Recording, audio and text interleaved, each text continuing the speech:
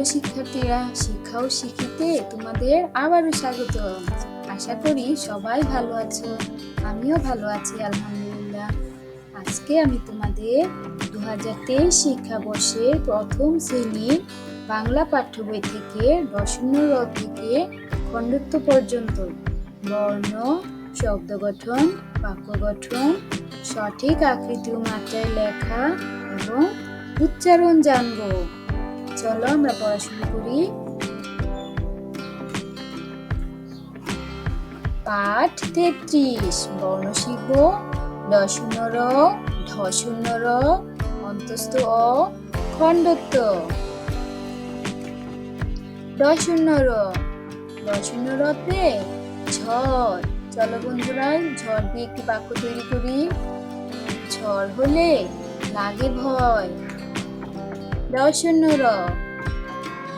র-তে আষাঢ়। চলো বন্ধুরা, আষাঢ় দিয়ে একটি বাক্য তৈরি করি। আষাঢ় মাসে বৃষ্টি হয়। অন্তস্থ-তে ময়না। চলো বন্ধুরা, ময়না দিয়ে একটি বাক্য তৈরি করি। ময়না পাখি গান গায়।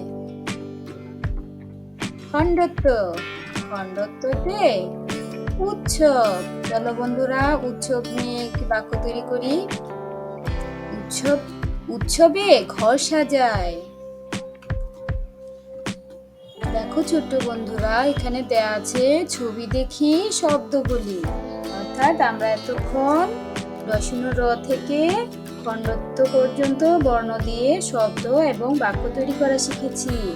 এখন আমরা ছবি দেখে র থেকে খণ্ডত্ব পর্যন্ত বর্ণ দিয়ে শব্দ তৈরি করব, ঠিক আছে? দেখো তো ছোট বন্ধুরা, র দিয়ে এটা বলো তো কিসের ছবি? নিশ্চয়ই চিনতে পেরেছ। তে ঘড়ি। তারপরের ছবিটা দেখো, এটা বলো তো কিসের ছবি? তোমরা নিশ্চয়ই চিনতে পেরেছ। তে আষাঢ়।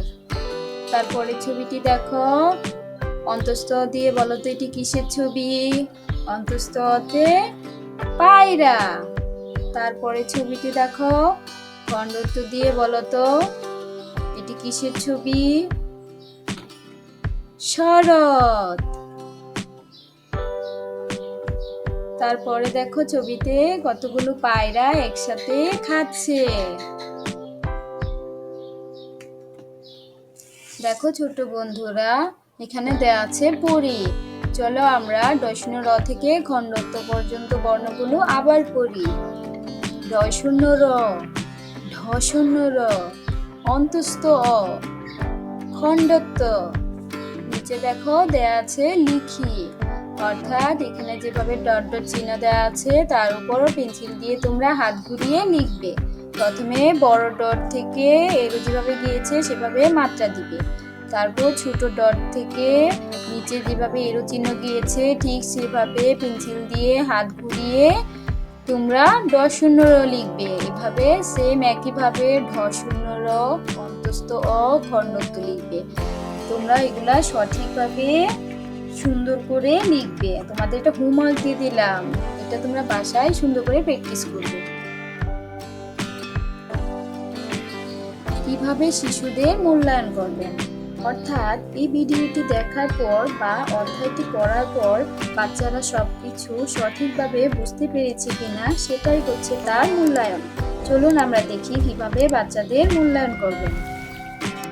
শিশুদের 3টি ক্ষেত্রের মাধ্যমে মূল্যায়ন করা হয়, যথা জ্ঞান, দক্ষতা, মূল্যবোধ ও দৃষ্টিভঙ্গি। জ্ঞান কিভাবে মূল্যায়ন করবেন? র থেকে খণ্ডত্ব পর্যন্ত ধ্বনি উচ্চারণ করতে পেরেছে? র থেকে খণ্ডত্ব বর্ণ বলতে পেরেছে? যদি সে বলতে পারে তবেই তার জ্ঞানের সঠিক মূল্যায়ন হয়েছে। দক্ষতা কিভাবে মূল্যায়ন করবেন? র থেকে খণ্ডত্ব পর্যন্ত বর্ণ পড়ে স্পষ্ট ও শুদ্ধ উচ্চারণে বলতে পেরেছে?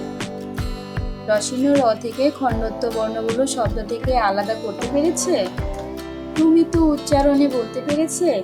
এই 3টি ধাপ যদি সে পারে তবেই তার সঠিক দক্ষতার মূল্যায়ন হবে। মূল্যবোধ ও দৃষ্টিভঙ্গি কিভাবে মূল্যায়ন করবেন? র থেকে খণ্ডত্ব পর্যন্ত বর্ণগুলো আগ্রহ সহকারে লিখতে পেরেছে? যদি সে পারে তবেই তার মূল্যবোধ ও দৃষ্টিভঙ্গির সঠিক মূল্যায়ন হয়েছে। শ্রেণীকক্ষে শিক্ষকরাও একইভাবে বাচ্চাদের মূল্যায়ন করে থাকে। আমার ভিডিওটি আজ এই পর্যন্তই। যদি তোমাদের ভালো লেগে থাকে তাহলে অবশ্যই একটি লাইক দিবে, কমেন্ট সেকশনে তোমাদের মতামত জানাতে পারো, আর আমাদের চ্যানেলটি অবশ্যই সাবস্ক্রাইব করবে। সবাই ভালো থেকো। ধন্যবাদ সবাইকে।